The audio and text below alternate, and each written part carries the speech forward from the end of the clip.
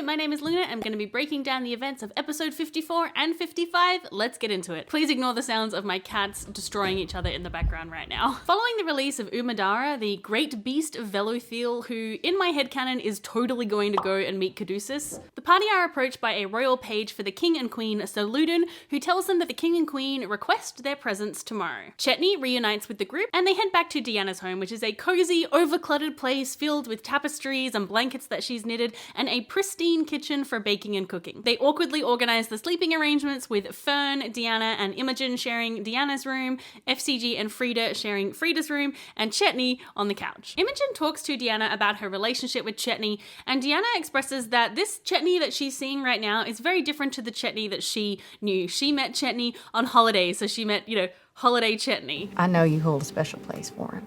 Really? Whether he'll admit it or not. Oh, yeah. That's very nice. Thanks. Never really felt special before. You're so special. Damn it, Deanna deserves to feel special. Someone please come and sweep this gnome off of her feet right this instant. If she wants that, of course. FRIDA shows FCG into their room, which is a mess of drawings and sketches of all of the things that FRIDA can remember and also dreams about. Fresh cut grass, it's Exandria. From a distance, it's a globe. I don't understand. It'll all become clear, but that's just one of the things that I see, and then I'll point out another one. God damn, Christian Navarro, that was a perfect setup. FCG is extremely interested in FRIDA's dreams, given that FCG can't dream, and this really brings up the question of, is it a normal thing for automatons to dream and maybe FCG is just damaged in some way, or is FRIDA special because FRIDA can dream? FCG asks FRIDA if they can cast shared dreams so that they can see what it's like, and FRIDA agrees. I've never had anyone in my dream. Is it your first time? It is. It would be. Yes. For me as well. I mean, I'm not in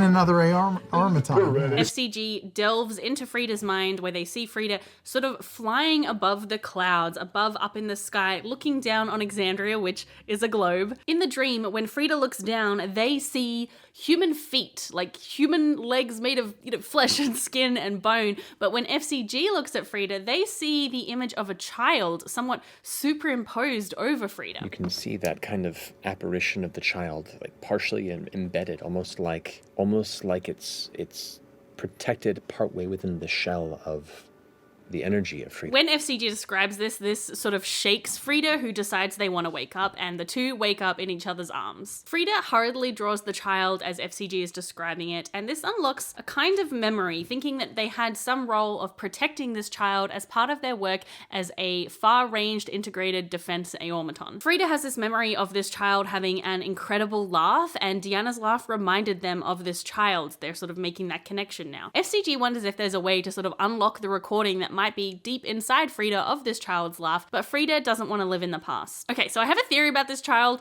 It doesn't quite fit in with what FRIDA said about protecting it, but I'm gonna lay it out there anyway because I still think it's a good one. Okay. Prepare yourself. So we know that Luxon beacons collect souls, right? The people who have undergone a particular ritual, the ritual of consecution, when they die, their soul is captured by the beacon, and then when another child is conceived or created in the surrounding area, the soul is then put into that child, and then as that child grows up, they start to unlock the memories of their previous life. Now we know that Aor, where automatons were built, was experimenting or using these Luxon beacons. We saw evidence of that in Campaign 2, so what if the Aorians found a Luxon beacon, discovered that it was chock full of souls, and then made the automatons and worked out a way to extract the souls from the Luxon beacon and implant them into automatons? Yeah? I think it's a pretty good theory, Matt Mercer, if it's not what you had in mind, but you want to take that idea, I'm totally cool with that. I don't know, what do you think of this theory? Let me know in the comments, or if you have a different one about who this child might be. The vision of FRIDA flying or floating in the sky is also very interesting, given their role as a far-ranging integrated defense automaton, so this could indicate that perhaps FRIDA had the ability to take flight and was kind of maybe orbiting Aor as it was traveling the ley lines across Exandria. Perhaps FRIDA has just forgotten how to do that, or needs some special equipment to make that happen. The next morning, they all sit down to a breakfast prepared by Deanna with pancakes and eggs and bacon and sausages, and now I am really hungry, thanks Abria. FRIDA also has some breakfast to share with FCG. And I'll pull out Not enough to look valuable or seem valuable, but just bits of precious metals that I've collected since I've been in town. And I'll hand you a little bit of a ruby, really small bit, and I'll take some and I'll just... Put a little maple syrup on mine. Why are you eating the rubies? It tastes so good. It tastes better than copper. Right, but those are so valuable. Not very much. After breakfast, Chetney reluctantly agrees to head to Oltgar's chest, but he's like, I'm not going in. You guys can go in. I'm gonna just look at the outside. While Chetney clearly harbors a lot of anger and resentment towards his former boss, Oltgar, he also has a healthy dose of it reserved for Drixlich, an elf who he explains apparently came in and ruined everything with his metal toys and also sold away part of the shop, essentially selling away part of Chetney's future. Packing up all the breakfast leftovers inside FCG's oven, they head towards Oltgar's chest, although it's not called that anymore. It's called D&Os Toy Emporium. Outside the shop, there are some people gathered around wearing like a turquoise and purple kind of uniform of sorts, as well as Oltgar himself, who has a big fluffy white beard, fluffy white hair, is wearing a leather apron and a red coat. You know, rosy cheeks and a little nose. Yeah? Like a cherry? Like a cherry, yeah, just like a little round nose. Does he have a twinkle in his eye? You're not close enough to see, but roll perception. Can I assist with the twinkle check? Natural 20. If you're wondering why there is a Santa in Exandria, we have to go back to the creation of Chetney. Chetney was inspired and modeled after Travis's character Chutney Chocolate Cane from the Christmas one-shot that Liam DM'd. Oh, those are the good old days, you damn whippersnappers. Chutney was a crotchety old gnome who was annoyed that all of the toys were moving towards more modern toys and that nobody respected the, traditional art of like making wooden toys. He ultimately betrayed Santa at the end of that one shot by stabbing him, much to the shock of everyone. For campaign 3, Travis wanted to reprise Chutney in a more serious manner, although I think the level of seriousness is up for debate, and Oltgar became a stand-in for Santa in this story. Okay, so back to Bell's Hells. While they're standing around watching, a half-orc comes out of the shop on fire, patting himself out and going, "That's it, I quit," and storming off. Fearne goes over to Oltgar and says hello and asks what the trouble is, and Oltgar explains that they have these toys or these magical lights that are enchanted cages, and inside is a Paimon firebug, a creature that when it's contained makes a nice glow and it's just kind of like a nice decoration, but when they are released, they can start to swarm and cause all kind of trouble. And because of the Malleus key events, these enchantments on these cages have failed and all of the firebugs have started multiplying and basically setting stuff on fire in the store. And then we get to meet Drixlich. Yes, as my esteemed business partner has presented before you, we are in a bit of a pickle. My apologies. My name is Drixlich Ovana, owner and purveyor of D&Os Toy Emporium, alongside the esteemed Oltgar right here. So the enemy is capitalism? Looks like Matt's been taking some notes from Brennan Lee Mulligan. That's for sure. Take it down from the inside. All right, later, guys. Bye. Oh, take it down from the inside. Fearne tells Drixlich that she is looking for master-crafted wooden toys, and she shows off one of Chetney's pieces to Oltgar, who says it is extremely fine work. However, Drixlich says it is rather rudimentary. Boo! FCG chimes in and says that yes, they would be able to help with the firebugs, and Drixlich explains that the biggest problem is that he has a pet craskkalid, which when it's in its larval stage is like an adorable kind of glowworm, but if it's exposed to enough temperature, then it can become a really dangerous creature. Drixlich offers them 500 gold as a group to do this job, but Fearne counters that they should get 500 gold each, and Oltgar steps in and agrees. We learn through Imogen's use of detect thoughts that Oltgar really does not like Drixlich. The surface thoughts are, this fucking son of a bitch has crushed the spirit from me and every maker beneath me. I can't wait to go home and drink my sorrows for my poor choices. FRIDA accidentally trips Drixlich. Oh my god, I swear today. FRIDA accidentally trips Drixlich up and steals his set of keys, and as Drixlich leaves, Chetney follows him using a brand of castigation on his thigh, blending into the crowd so that he doesn't get caught. Inside the shop, there are magical toys and decorations everywhere, lots of little trinkets and things, but it all has a very modern air, much to Chetney's disdain. As they are looking around, the firebugs begin to swarm, so Deanna uses Speak with Beast to talk to them. She spreads maple syrup all over her armor to keep them happy, and they all land on it and start swarming her armor, heating it up like she is a fantasy beekeeper. Fearne attempts to use the spell Air Bubble to trap them inside using Imogen's telekinesis to try and put them inside.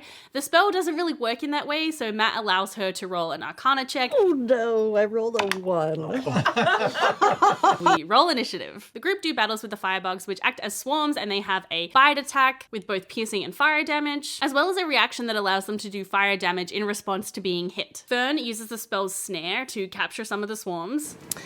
I'd like to try to use snare, Okay.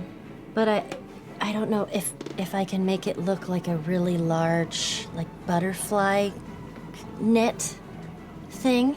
I think that was a really brilliant use of that spell. I feel like I don't see that spell used very often. And they manage to subdue the firebugs. Chetney finds a barricaded door upstairs, and despite FRIDA being like, I've got the keys, just slashes and rips the door down. And inside they find a split open cocoon inside a disheveled bedroom. The craskkalid has undergone metamorphosis. They can't see the creature anywhere, so Deanna casts Dawn, reaching up to the ceiling, and as she does so, The light fills the room, and now you see the massive insect-like creature that is affixed to the ceiling above you. We didn't look up! Its numerous spider-like insectoid jagged legs kind of clinging to the top of the ceiling, the small kind of grabby claws that extend from the center of its torso, and the numerous orange-like eyes that appear across its surface as it begins to detach its legs from its resting place in the ceiling before the room ignites with bright light, and you hear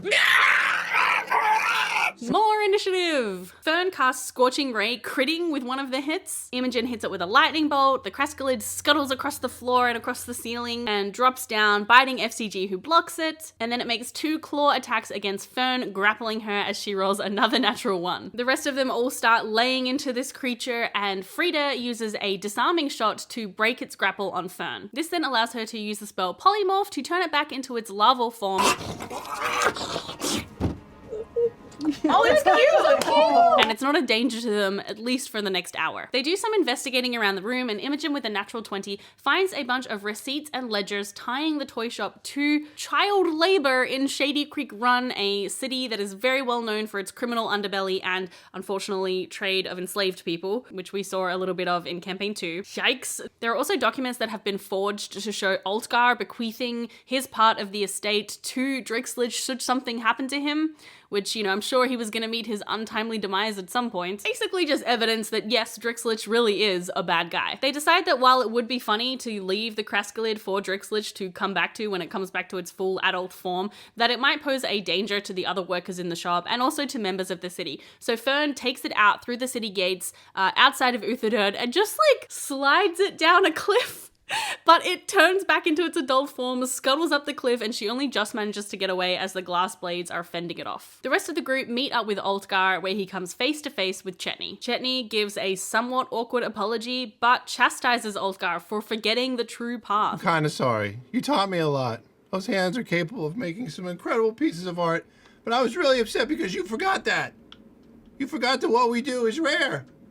It doesn't matter if people don't love it. Things come back into fashion.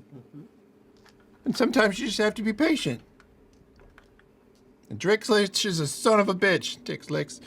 And I just want you to know that he is screwing you over. And we produced some of the I'm gonna documents. put the documents on the table in front of him.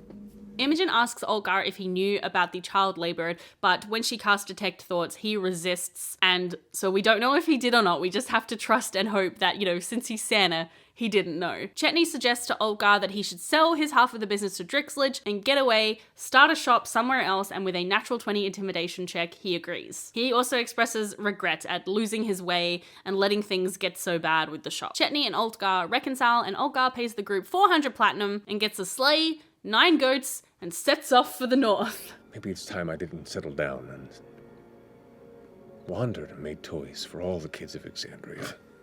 I mean, you do you. That's a bit of a fucking reach, but, you know, I'm not going to put any ideas in your head. Why don't you go north? Just go way north. Why? What's north? Oh, just a bunch of calm, unsettled land. I hear Isocross is beautiful this time of year. Ooh, I do not like it there. Like runs his fingers through his big white beard and goes, Cold. Solitary. Finally, Santon is canon in Exandria! Oh, I'm so excited to see where he's gonna pop up in future, like, one-shots or future Exandrian campaigns, like, yay! All right, before we move on to episode 55, I want to address something really quick. I got a comment last week that basically, it was complaining about how I was releasing episode 54 late, but also said that they thought I had a whole team behind them making these videos and that this is my full-time job. And so just in case anyone else out there thinks that that is the case, it's just me.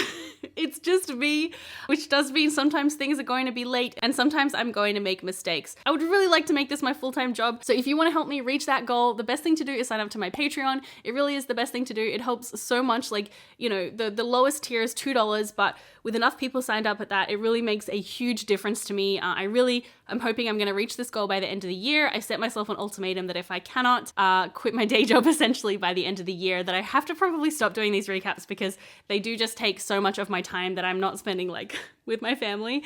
So yeah, I've still got a while to go. I've given myself till the end of the year. So I would like to thank all of my current patrons for all of your support. I really super duper appreciate it. Okay, that's all. I just wanted to talk about that because I was like, it kind of made me laugh to think that I got a team when it's just me. All right.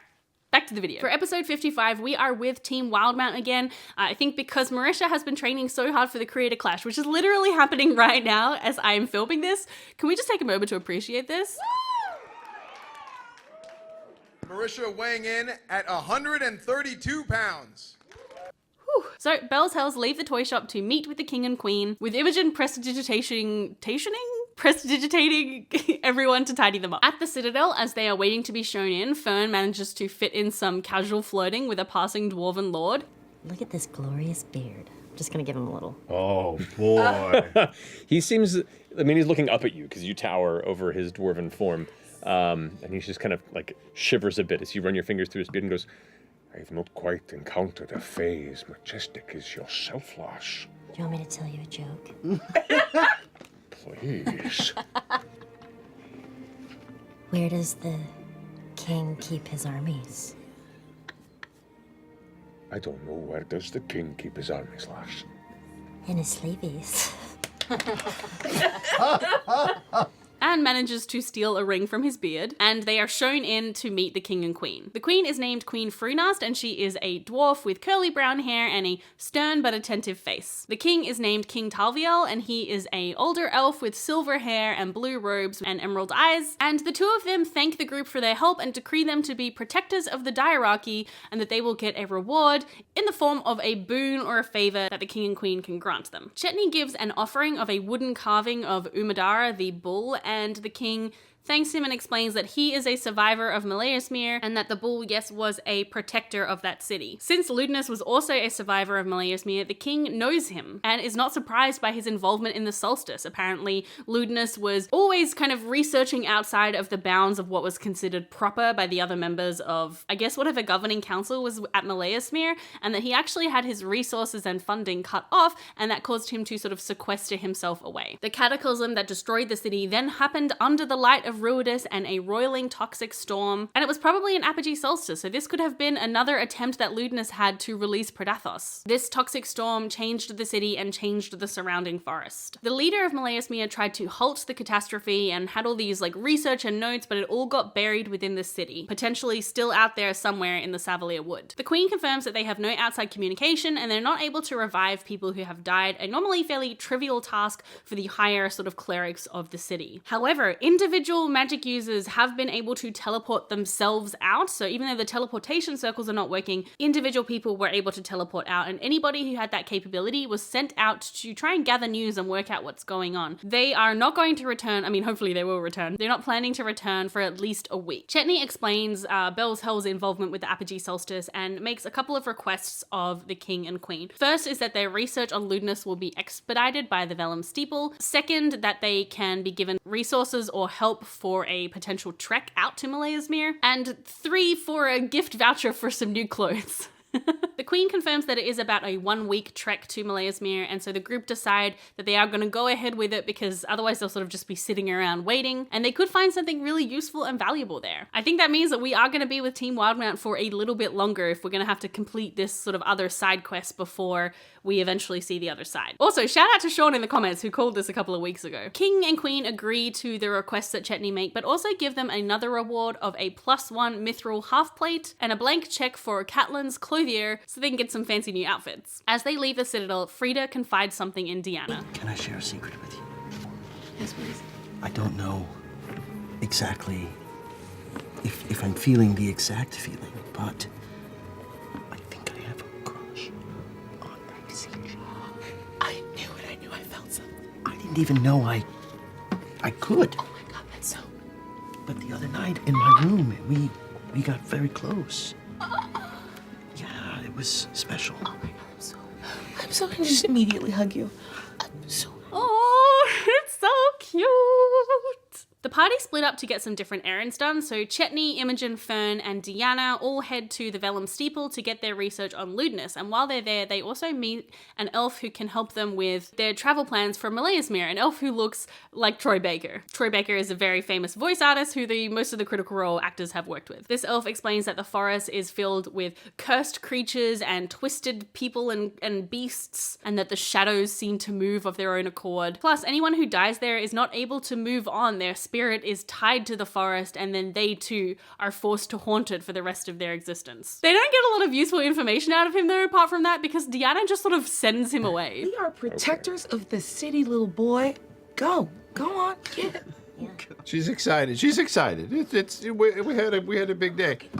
I think this What about not very little boy will get. Thank you very much. Any recommendation of gear or things we need for? You like this? Okay. They head off to Catelyn's and read the lewdness research on the way, where they don't learn a lot of new information except for lewdness's involvement in an event called the Eve of Crimson Midnight, a event in which he is considered to be a hero. His heroic status following this event allowed him to be instated as the head of the Cerberus Assembly. It's pretty suspicious, honestly. I think lewdness probably kicked off that event and then was like, haha, I saved the day.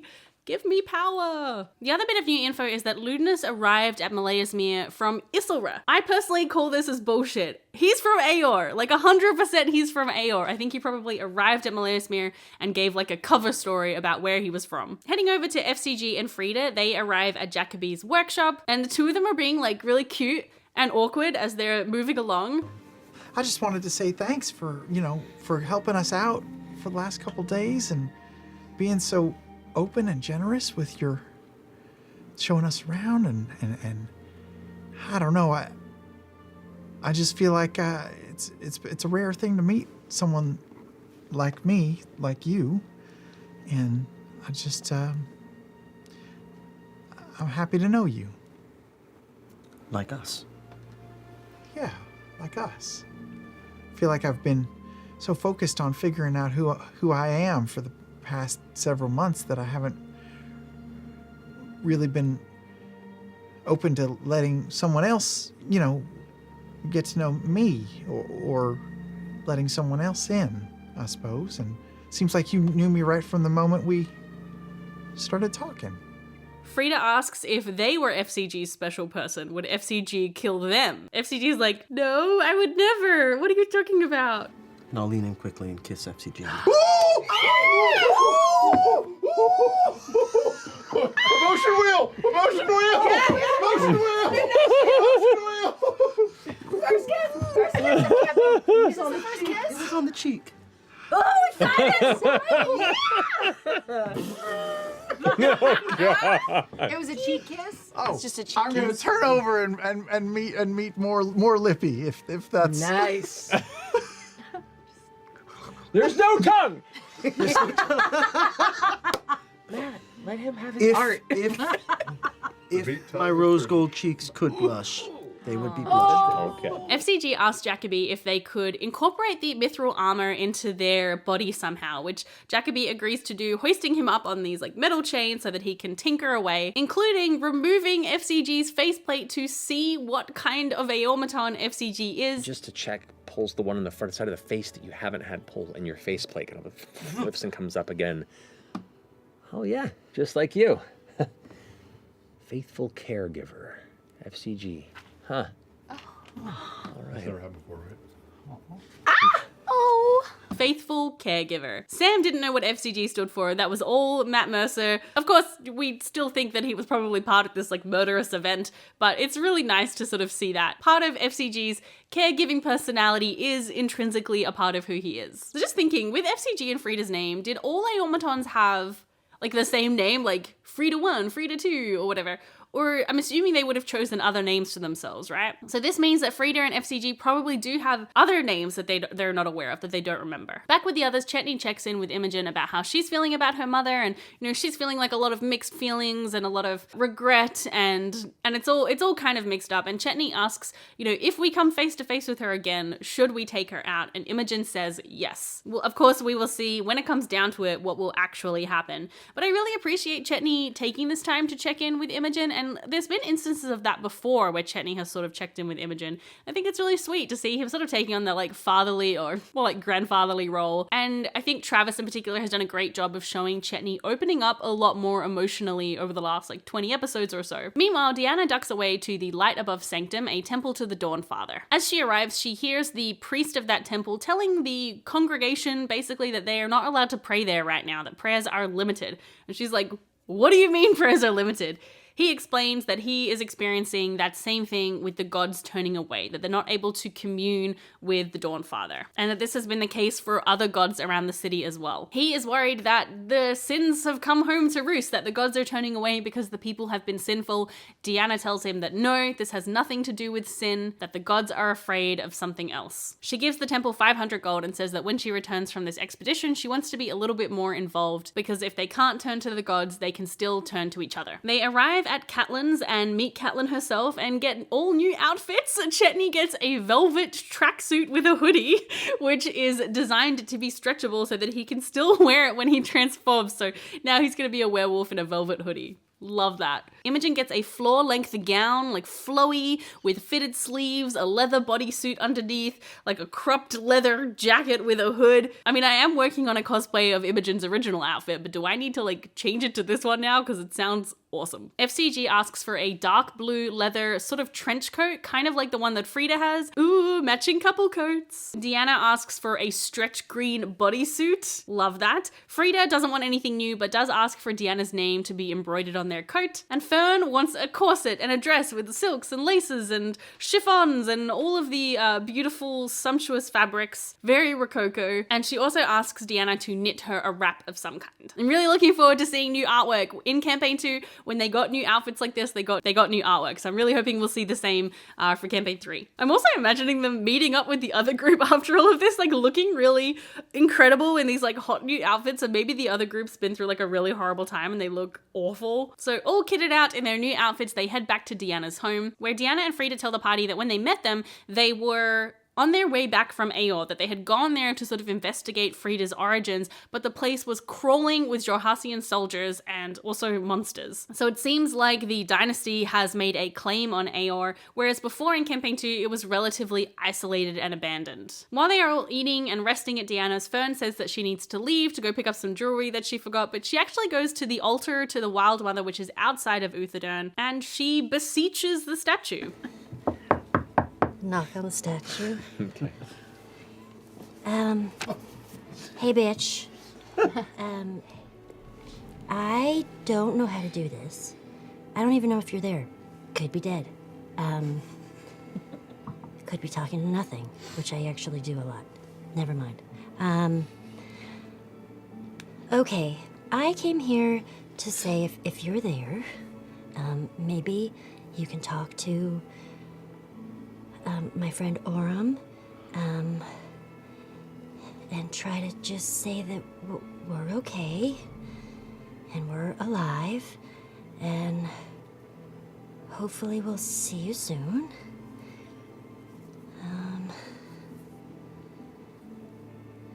I think that's it.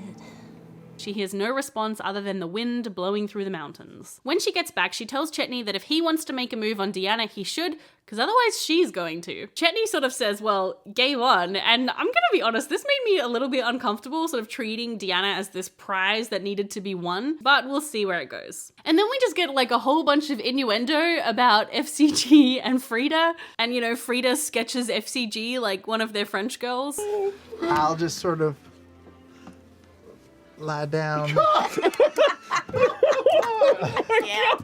I can't. Yes. With my wheel just sort of seductively spinning. Just gonna just a little bit. Sparkles. Oh. Your one leg, like. The fake wooden feet. Just kind Hellish. The next morning, they head to a Matron of Ravens temple just to check in and see if things are as usual with the Matron of Ravens. Seems like the same sort of distance applies there as well as the other gods. And then they pick up some goats and begin their journey off to Meleasmere. There has been a lot of speculation about who the guests are going to be on Team Ashton. Anyone from Dimension 20 folks like Brennan or Emily or Lou to the members of the Crown Keepers. Who are you hoping to see? Personally, I hope we see someone that we haven't seen on the Critical Role table before. I think someone new would be really exciting and fun. And my most burning question is, what are Team Wildmount going to find at Meleasmere? Hopefully something helpful for when they inevitably face lewdness. Let me know all of your theories in the comments, and while you wait for the next episode, why not revisit the first half of the campaign with this episode 1 to 24 recap, and keep your eyes peeled for my episode 25 to 51 recap coming out very soon. Bye!